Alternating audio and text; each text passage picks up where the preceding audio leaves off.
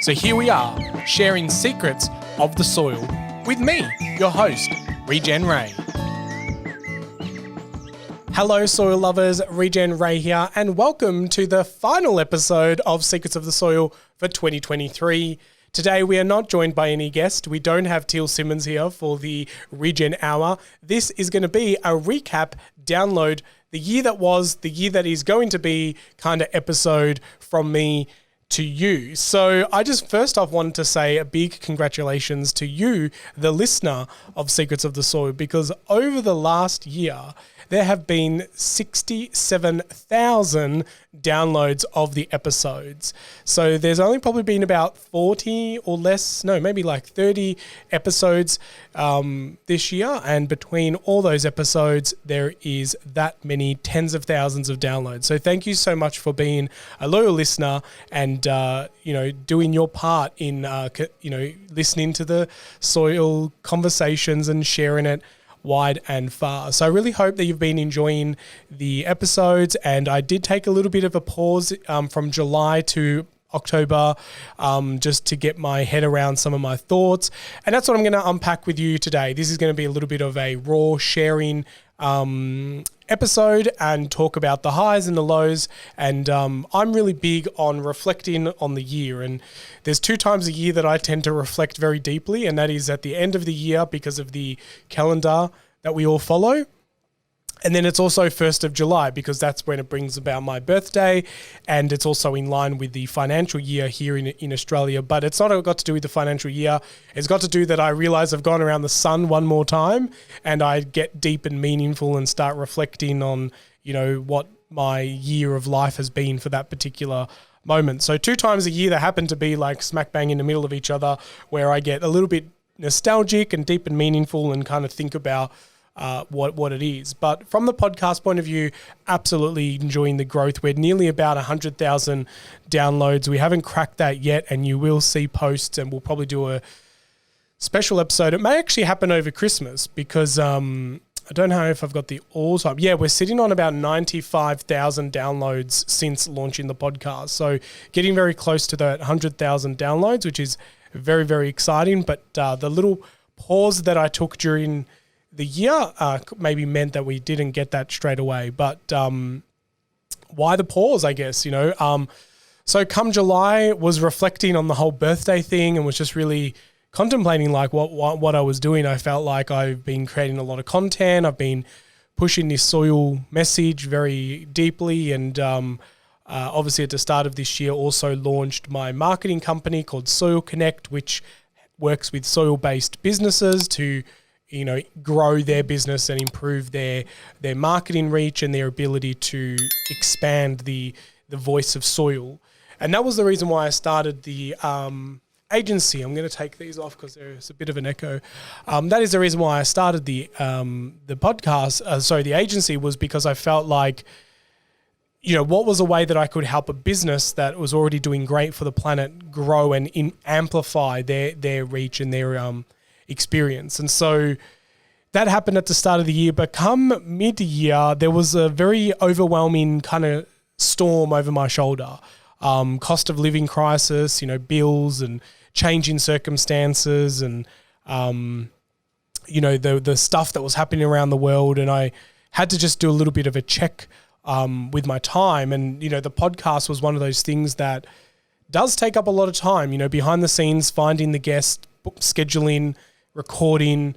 I'm grateful that I've got a great team who now help edit, and we use AI tools to help write the descriptions, and we syndicate it through all the different podcasts. But there's still a lot of moving parts, and making sure that a podcast goes live every Wednesday, and then now with the Regenerative Hour every Saturday, and there's a lot of moving parts. And to do all that and not really get remunerated from the podcast can sometimes really have to check like where your energy is going. So I was running, I'm running Soil Connect, also have a few other projects like Farmlet, Metatrees, so a few fingers in a different amount of pies, and had to really just move my energy that was available, that was going into the podcast, into the businesses that could potentially yield some revenue in order to pay bills and so forth. And over the years, we've done different things to create money from the podcast, whether that be, the little merch store that I've got, and that's still there, but I've scaled it back just to a couple of designs, not to cloud it. But if you would like an I Love Soil anything, it's a sticker you can get on a pillow, you can get on a TV, on a cup and a mug. You can get it on, hundreds of different products, and you can get that I Love Soil on whatever you want. So if you go to that shop, on the merch shop, which you can get to the links from the Secrets of the Soil website, the profits from those sales goes to keeping the podcast alive. The other thing was also having a Patreon. And now, unfortunately, in Australia, the whole Patreon movement isn't as big as it is in America. So when you look at some of these mentors, or you look at some of these advice on how to monetize your podcast, they say build a, Patreon, loyal fans that pay you, and mine was $7, because if you know me, my lucky number is 7. So it was $7 a month to get access to behind the scenes and, the episodes early. But I just don't feel like that was a good enough value exchange. And I didn't have energy to do any new content or, exclusive content. So yeah, mid-year I decided to get rid of the Patreon account. We went up to about 15, 20 members. And then as people's credit cards kind of fail the first time, unless they log in and go and update their credit card details, they're basically not a Patreon anymore. And so, yeah, over the time it went down to like 3, and there was 3 of you that were still loyal and paying every month, and I really appreciate that. But I decided to not put any more energy into that project, being Patreon, and then just close that down. So the 3 people that were left got message, a little personal video, and I said goodbye to the Patreon side of things. So monetizing a podcast is by far very, very, very difficult. I'm not here to, opt in for money for the podcast. All I'm saying is that is the reason why I took a break in July, is because the business was growing, life was happening, trips to Melbourne. If I was originally from Melbourne and been living in Sydney for the last 2 years, but that's going to change next year. So that's what happened in July, which is why I had to focus on Soil Connect and make sure that, my energy was being spread across the projects that gave me the ability to create some income. So Soil Connect's been really, really good. I've been enjoying working with clients that are leaving the planet better than the way we found it. It's been small growth, and that is been intentional, because I think when I first launched Soil Connect, I wanted to be like the powerhouse digital agency that ruled them all. But then I realized that I just didn't want to play the numbers game. I didn't want to be like a cog in that machine that, didn't have that personal touch or that personal involvement with the clients. So then I also decided that, Soil Connect was going to be focusing more on being, say, like a bespoke marketing services for soil care and businesses. So, a handful of clients that is manageable by a small team, and that we just do really good, meaningful work, and not that the clients ever feel like they're just a number that needs to take a ticket in line to be heard. So that also very conscious. So, if you are a soil-based caring business out there that is looking to grow your marketing or your presence online, or just your marketing in general in 2024 or whenever, then soilconnect.com.au. Let's jump on a call and have a chat to see whether, working together could be an idea. I work very differently than most agencies. It's all about setting goals and making sure that we work towards those goals, and the marketing exercises may change month to month depending on what is needed for us to cross those goals. I also respect that businesses' goals change and directions also, so no point signing up to a 12-month contract for paid advertising and then realize in 2 months that you absolutely hate the quality of leads coming from Facebook. So for me, it's very much about a marketing retainer, and that's the monthly budget. And then we schedule work that needs to be executed month in, month out in order to achieve the goals.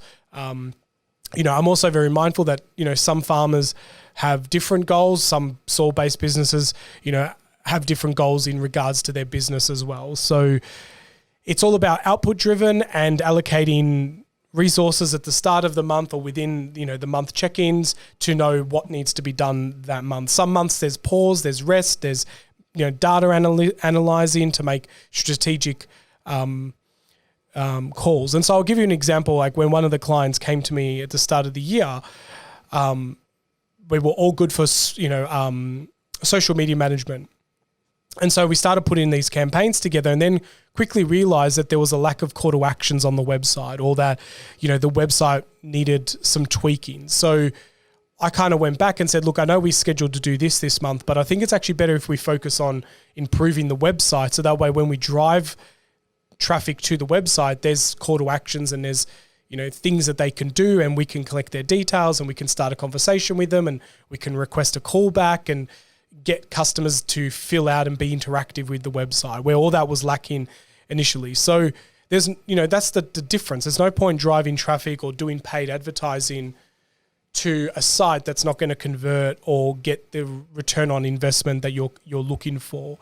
So that's the kind of things that, we got to really do a kind of health check and know, is this going to work and is it going to achieve the goals? And if not, let's go and, go backwards a little bit in order to go forward. So, that's been some of the things that have been keeping me busy and the team at Soul Connect. So, onto, some of the things for next year. So, now that there's a handful of clients that are, doing well in their results and their momentum and rhythm, next year, what I anticipate to do is actually set up a bit of a coaching group.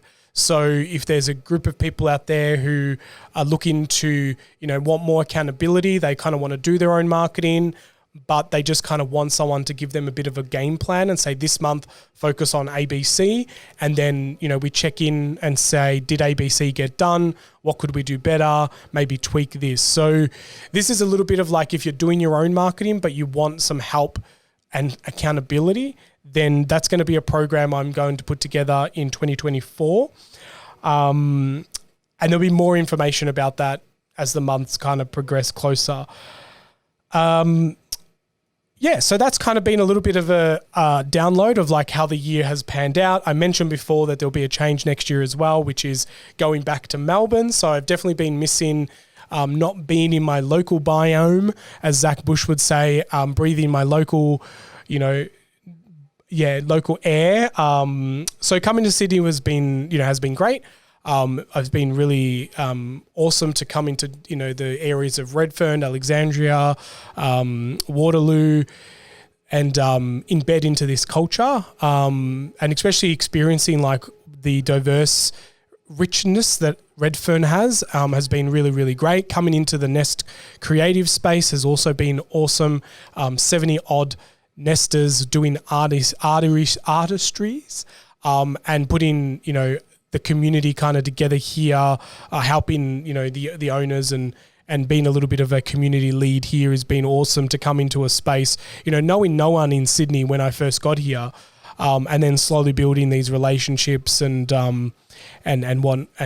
So, it's been great to do that. And I know that being, an entrepreneur or self-employed or, a small business owner, it can get lonely and isolating when you're kind of tapping away and working for yourself, even if it is at home. So getting into a co-working space or into a way where you can be around others, and in that community is a really good vibe. Some of the other things that had been happening this year, the Farmlet project, the Metatrees project. So Metatrees, we launched with the big vision of having 25,000 trees. And then we realized that was biting off way more than what we could chew. I guess we realized that we were going to lose the quality of the way that we anticipated the project to happen. So we peeled that back a lot. And, I think this is what's really important in business, is that sometimes what you plan on pen and paper isn't what actually gets executed. And that's okay. I think, this is one of the lessons I've learned over the many years or decades that I've been in business and, playing this entrepreneurial spirited vehicle, is that you win some and you lose a lot more. And it's not really a loss, it's a lesson. And, yeah, there's a lot of things that we planned on paper and wanted to execute, and they didn't. And so Metatrees, we scaled back down to 1,000 trees.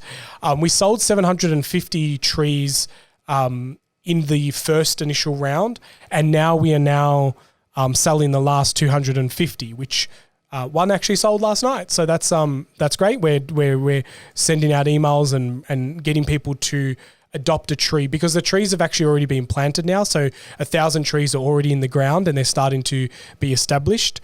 And so now it's about adopting and putting your name to one of those 249 that are left. So if that piques your interest, then metatrees.com.au is where you go for that. It's $100 a tree.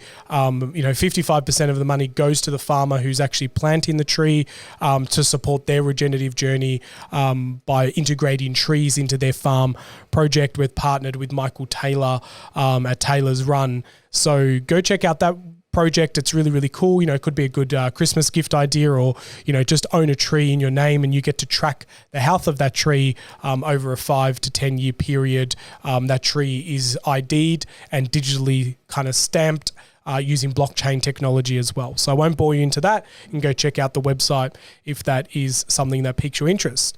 The other project that I put a lot of effort into was Farmlet. And I say was in past tense because unfortunately, due to a lot of the legal riffraff that is involved around co-ownership of land and the ambiguity of what it all kind of means and who is protected and who is not, we decided to walk away from that project in a very hard kind of decision, because we've spent probably 18 months workshopping, building, creating, finding deals and, putting a plan together. But we had to make the hard decision at the end that our sanity meant more than running rings around what every dot and T meant when it come to this new co-ownership model. I'm recovering from a little bit of an illness, which is why I have this frog in my throat. But yeah, we just had to really, do a pulse check and go, the idea of co-owning farm or anything is amazing. And I definitely believe it's the future. But I just think we're too early. It's not now. People aren't ready for it. It's very, very difficult to make 200, 300, 1,000 people come together and work in harmony to create a co-owned, visioned farm. And so we're just parking that, I guess.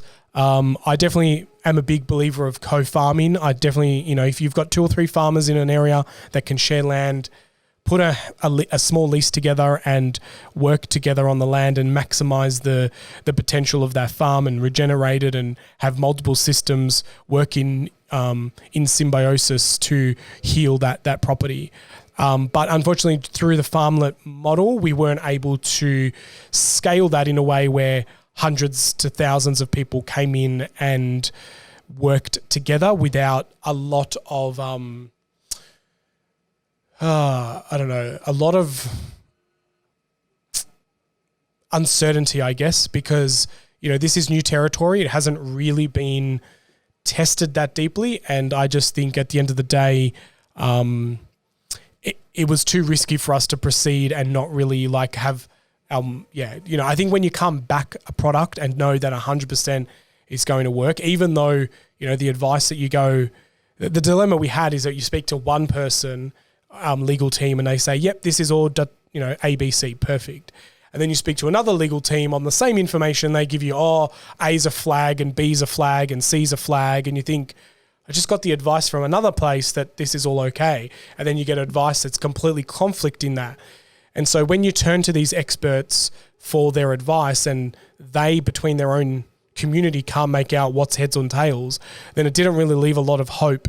And I felt that at the end of the day, it was going to be the buyers and the consumers that get shafted.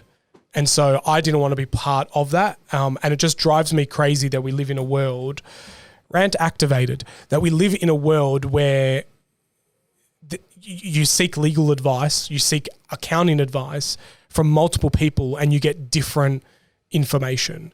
And it's no reason why sometimes, we in our businesses just turn to AI, because I honestly believe that AI gives you more consistent information when it comes to like black and white legal stuff than humans that get paid multi-million dollars to run agencies that have no idea if the left hand is talking to the right hand.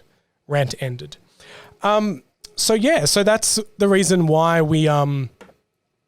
why you may see that the farmlet messaging and brand has slowly faded away. And, I think, that's just one of the things of being an entrepreneur. You chase new ideas, you see shiny objects and you run with them because you can see and feel. For me, I can feel the potential of that. And it's a very common thread in my life where I've jumped onto things, very, very early. When the early adopter stuff happens, that's me. And then I try and build a business around it. I did it with the internet and web design. I did it with co-working 10 years ago when no one even knew what co-working spaces were. I even did it with podcasting. Like I had my first podcast when no one in Australia was talking about podcasts. It was all about business and marketing. And LED lighting, importing energy efficient lighting and selling it on eBay, in the early 2000s when no one knew what an LED light was. People thought of it as stained glass windows. So, I've got this kind of habit of jumping on trends very, very early and trying to build businesses around it. And in 2023, I learned to just put those ideas on a whiteboard and leave them there for 5 to 10 years and then revisit them when there's more market penetration. The other thing I learned in 2023 is that you don't have to be first. Being first to market means that you run the risk of all the R&D and the learning and the mishaps and the slaps on the wrist and things like that. So being second, third, fourth, fifth, even 10th is okay. And so just delay the ready, set, go element in my brain to say you don't have to go on this now, park it for 5 years. So that's been very interesting to explore. Something else I learned in 2023, so this is turned into more like a vlog podcast and video, so just unpacking my thoughts, and I encourage you to do stuff like this as well, reflecting on the year. The other thing that I discovered in 2023, which helped me bucket loads within my own mental health, is Enneagrams. So if you don't know what Enneagrams are, they're a kind of personality type that is, very, very, very dated and it's a very old school kind of mythology, but holy moly, is it accurate? I'm a type 2, which is known as the helper and the pleaser. And definitely, talks to my personality where I'll stop doing what I'm doing because someone outside needs help, or I get a phone call and I take it and all of a sudden I'm, loading trailers for the weekends because someone was in need. And the helper is someone who can give a lot, but then sometimes feel like there's no one there to give back. And so when you need help, you feel a little bit empty and dry and think, gosh, I've helped all these people and how come there's no one here to help? And that is the pain of, I guess, the type 2 helper is that sometimes type 2 help with the subtle back thought that I'll get that in return. And so that is one of the things that I've learned this year is to say no, set boundaries. And if I do help, it's with the expectation that it's never going to be returned.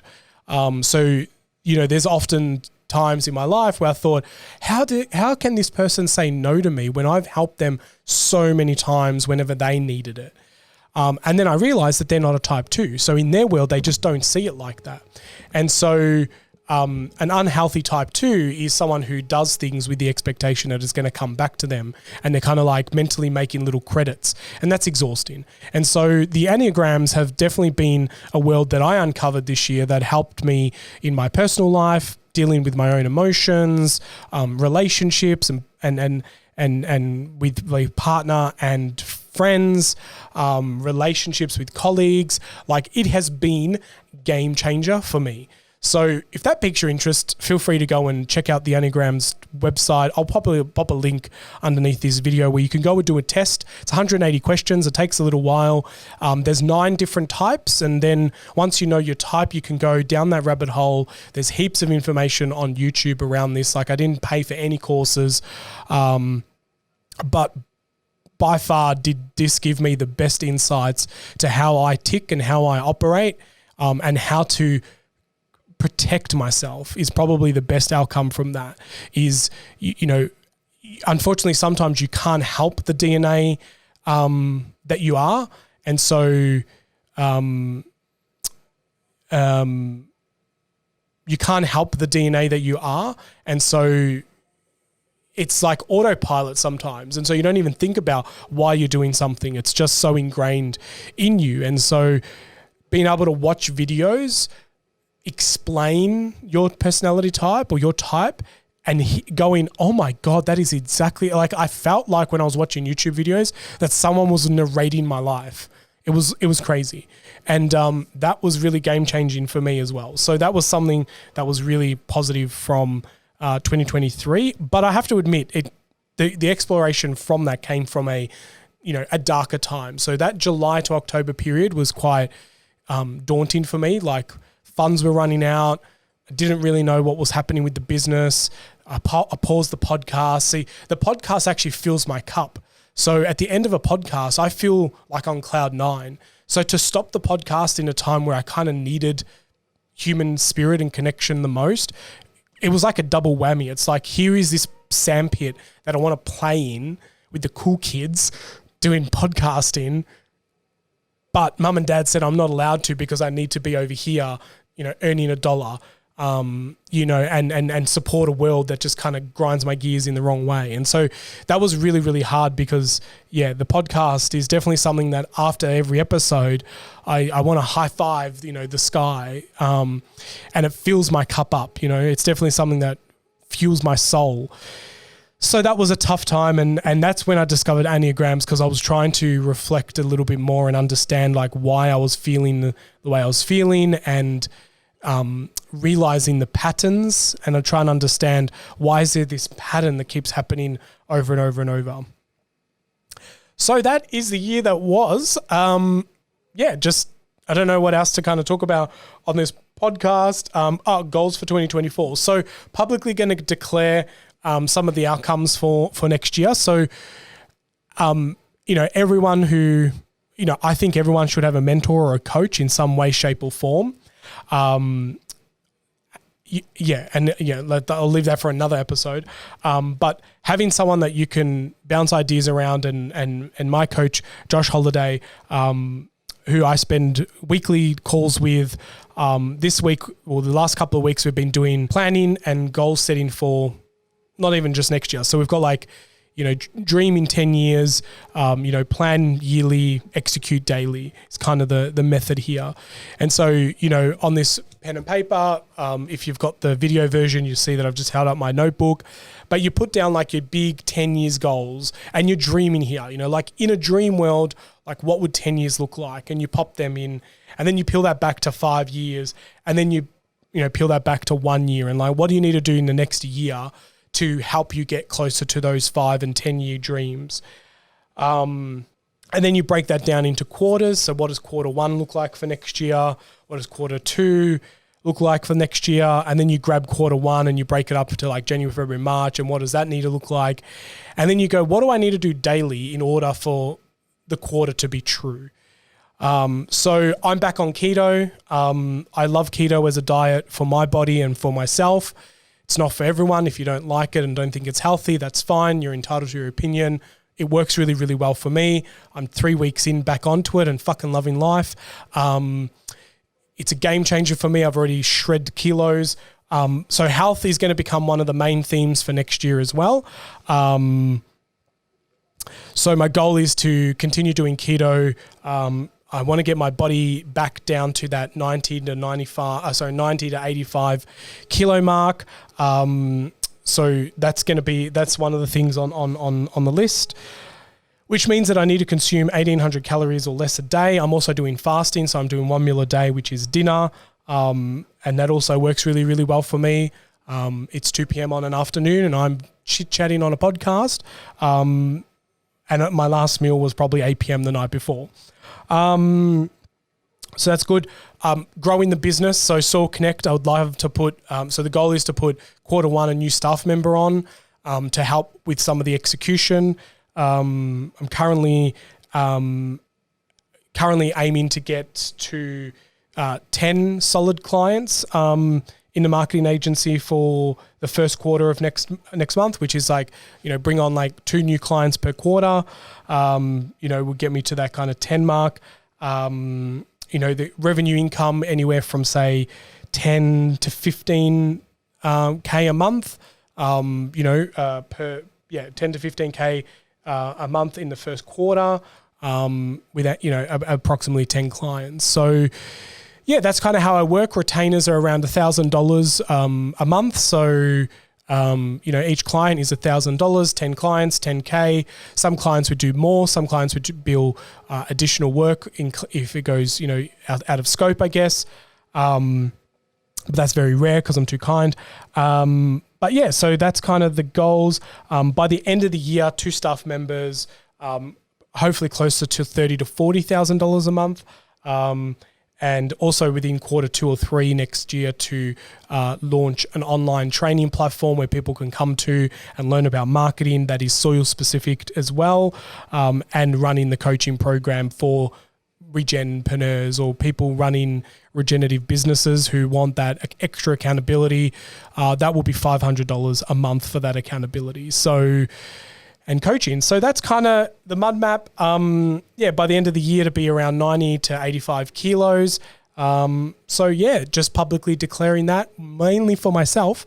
But for anyone who wants to hold me accountable, feel free to ping me throughout the year and say, how are you going? But I couldn't recommend more breaking down your goals. You really do. Like I've had on my to-do list for probably about 4 weeks, 2024 goals. And it wasn't until Josh ran the workshop a couple of weeks ago and then booked a one-on-one call with me a couple of days ago. We basically put all this pen to paper into a spreadsheet and now I'm building a goal tracking spreadsheet because I'm nerdy like that, and spreadsheets work well for me to track it, and they color code. They go green when I win, red when I'm bad, and, yellow when I'm not, when I'm in between. So that works for me. I like putting things in spreadsheets. The same with keto. I track my blood glucose and ketones level using a little pricking device, and I pop that into a spreadsheet and it creates me this nice little chart, and that helps me be accountable. And that's why it's really important to know thyself, how you tick. In fact, a couple of episodes ago, I released a podcast that I recorded 2-3 years ago on the Seeds of Tao podcast, and it was called Know Thyself. And I spoke in that podcast about how important it is to know oneself. And this is why when you work with mentors and coaches and you listen to podcasts or you do an online course, you got to remember like the technique that they're talking, like this 10-year planning and breaking things down, putting it into a spreadsheet works for me. Doesn't mean it will work for you. And so you need to know thyself or yourself, so that way you can say, I like how spreadsheets works for you, Ray, but for me, it's much better if I paint a picture that shares the vision that I want in 10 years' time. I'm a visual person and I want to artistically create an image that represents my identity. Go sick, do that. Others are great at writing and journaling. I'm not good at that. I'm good at audio and recording podcasts, and so, stick to what you know best and how you tick. And the way that you know yourself better is by doing those personality tests. You got Myers-Briggs, you got Colby A, you've got the Enneagrams that I mentioned before. Like there's just so many available there now that you can go and do and then read the report and go, holy moly, that is me to a T, or no, that didn't get it right. Where did I get it wrong? And the trick with personality tests is, for instance, with the Myers-Briggs, it will probably come back and say you're an extrovert. Now, you probably already knew that. The trick with these things is to do the opposite, is how do you become a little bit more introverted? Maybe you don't need to be extroverted all the time. Maybe that extroverted energy is exhausting you. And so sometimes we do these tests confirming, I knew that I was someone who's good at planning. Awesome. But now practice not planning. Be more spontaneous. Do the opposite to what the report tells you, because you probably already knew that you're someone who's organized and can be a leader and people lean on you when they need to get the job done. That's cool. But how do you be the opposite of that sometimes? Because sometimes it's sitting with what you're not good at that you need more training with. So food for thought on that note. So let's wrap this up. 2023, amazing year. Been living in Sydney, scaled the podcast, nearly 100,000 downloads, which is absolutely mind-blowing. So grateful for every single one of you who are listening. Would love for you to share the podcast. Make sure that you're subscribing and following and doing, like the podcast platforms. You can listen, but you're a one-time wonder. If you subscribe, follow, then you're a loyal listener. I might be running out of space. Okay, on that note, I'm running out of desktop space, so I need to finish this video ASAP. Have a great Christmas, a great new year.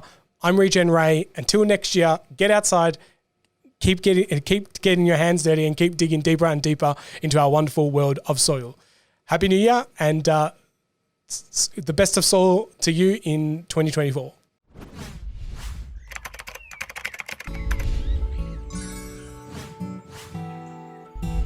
Well, soil lovers, that's enough secrets for one episode. I really hope that you enjoyed all the secrets shared during this conversation. But hey, let's not keep it a secret. Please share this podcast around and make sure that you like it and leave us a review, because that really helps spread the secrets of the soil. Until next time, remember, get outside, get your hands dirty, and keep digging deeper into your soils.